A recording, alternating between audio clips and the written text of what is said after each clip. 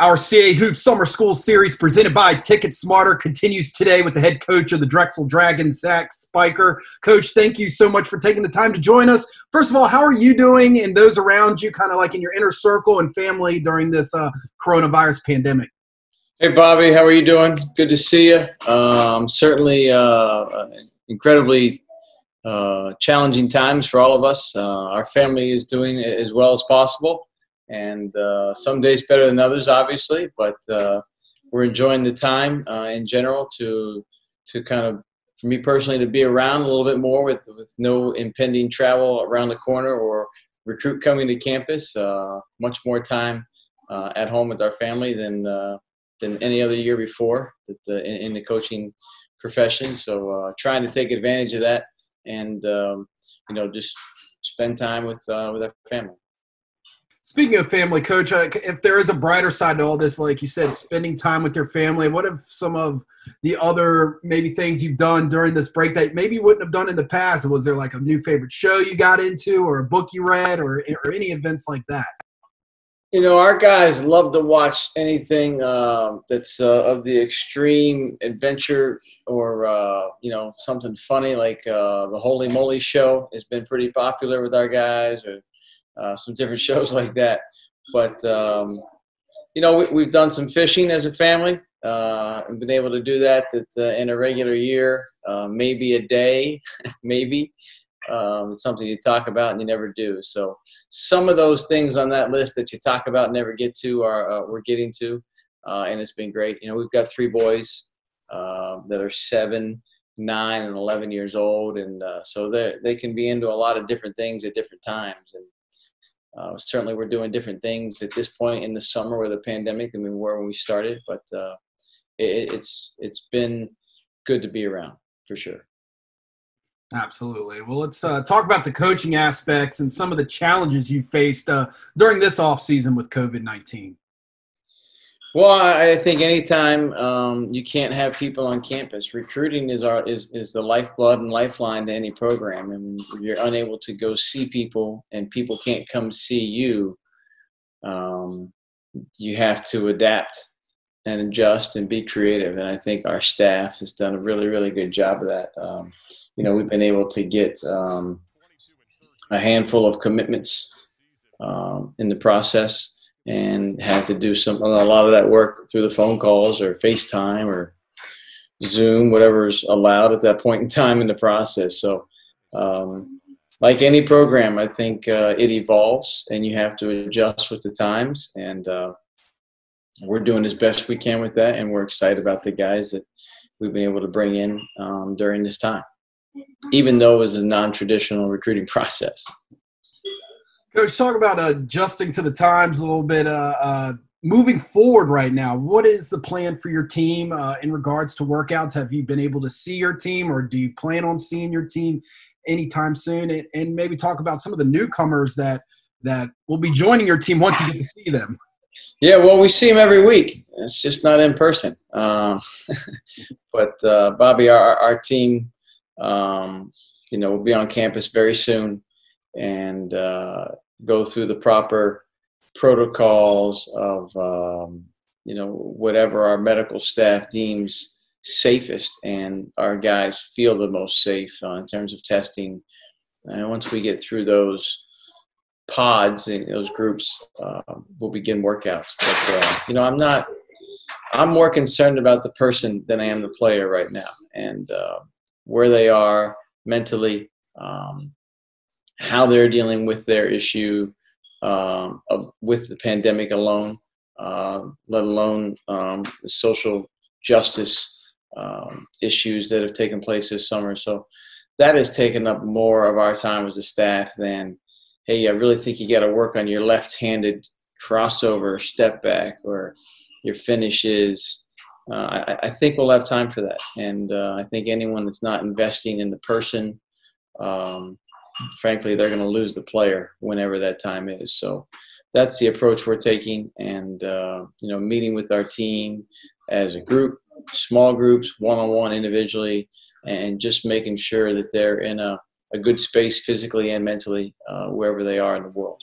We've got 4 international guys, so And not that we all haven't been on a roller coaster ride, but the international guys really went for a pretty big up and down roller coaster about a month ago, being told that they couldn't enter and then they could. And, so we're excited that we're going to be able to get those guys back on campus soon and start the process. So. Coach, you spoke a little bit about it just now about the social justice. What have you and your team and the conversations you've had with your student athletes in regards to the social injustice movement and Black Lives Matter?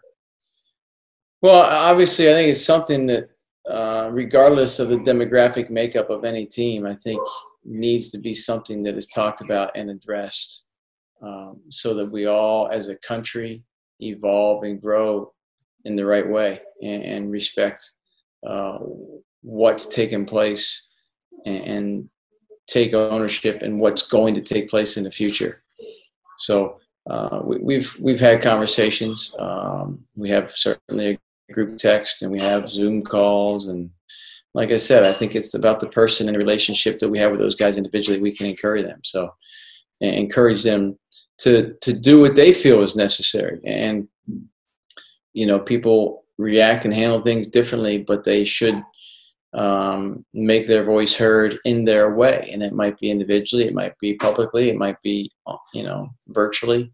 But I just want our guys to feel supported, and they know that we support them, and their views and how they're going about things can be different. But we tried to have different speakers come talk to our guys on Zoom, talk about different topics, read some shared articles. I do think I know that I've grown. I can't speak collectively of our group 100%, but I know that I've grown a lot and evolved in this process, and have had my eyes opened. And I think it's been very healthy, and I hope it has been that for everybody on our team. And you know, I think we will be in a much better place as a program or as a country, however you'd like to label it, when we're all back together and running in a normal situation. I don't want to limit it to a movement. I think a lot of people have said, hey, this is a movement. And I think my personal fear is we get to Labor Day and people ask, how was your summer? And, oh, that was unfortunate. Or I remember when that happened. Mm-hmm. And I don't think it should be just that. I think it should be something that goes with us for forever. And that there was a lot of things that have happened for for hundreds of years. And this needs to happen for hundreds of years.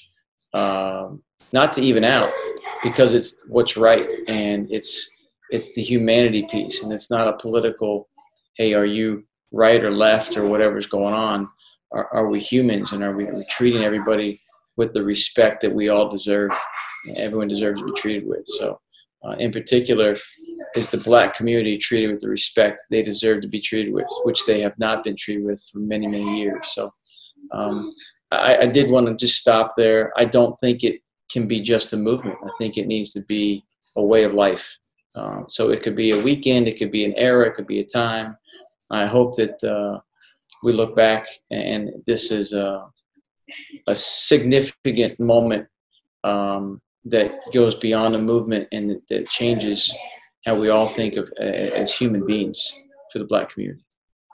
Absolutely, Coach, and obviously the CAA and the rest of the support around our conference really agree with you. And now as we turn our attention to basketball a little bit, how will your team look different this year than last year, Coach?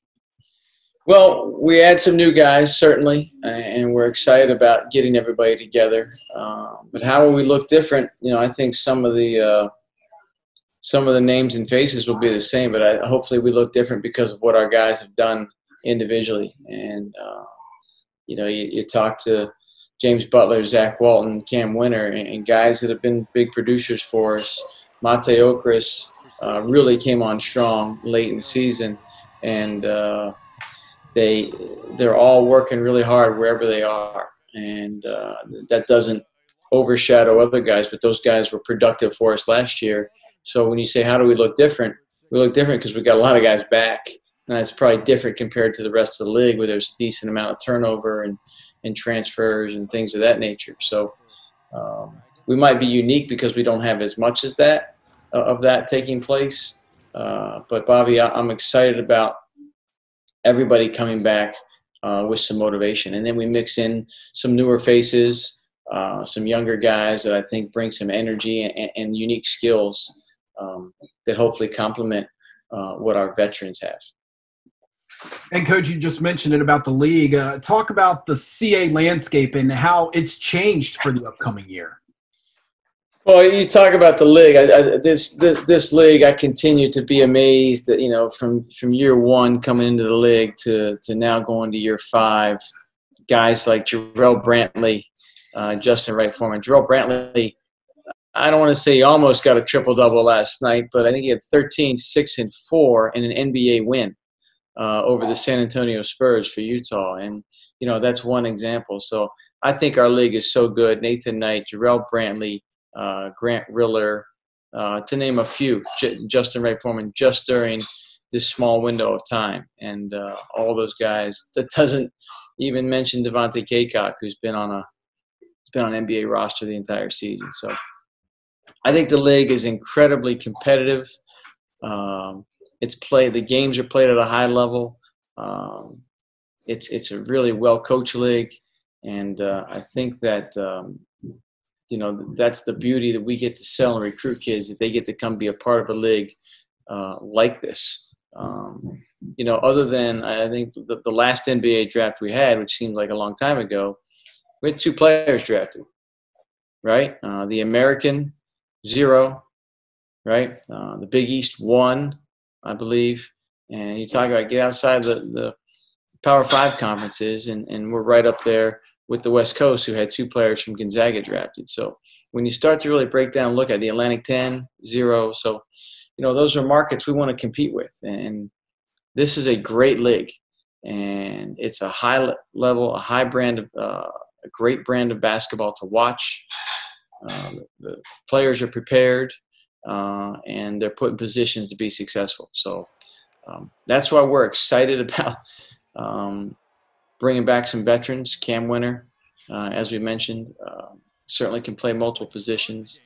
Monte Okris has done some things at multiple positions for us. And then Zach Walton is a matchup nightmare. At his best, he can score at any level on the floor. And then James Butler has been a motor that hasn't stopped. He's a horse that runs with a high level and is very consistent for us. So, and then you factor in younger guys like T.J. Bickerstaff, who, by his standard, probably didn't have the year he wanted, but he was a freshman, and I think he's set to really make a big jump as a sophomore. And we add some younger guys that you know, that we're looking forward to having around from Atlanta, from England, from Wichita, Kansas, all players that, you know, Xavier Bell, Lamar Odom, Amari Williams. We even grabbed a local product in Luke House, who's transferring from a Division II school. So it's a group that we're really excited about. All right, well, head coach Zach Spiker from the Drexel Dragons, thank you so much for joining us today and sharing your thoughts and everything going on in regards to the offseason. And for you and your family, stay healthy. Same for your team. And hopefully we see the Dragons back on the court sooner rather than later. Sounds great. Stay healthy, Bobby, and look forward to have everybody at least watching our games if they can't be there in person this year. Absolutely. Thank you, Coach. No problem. We'll see you.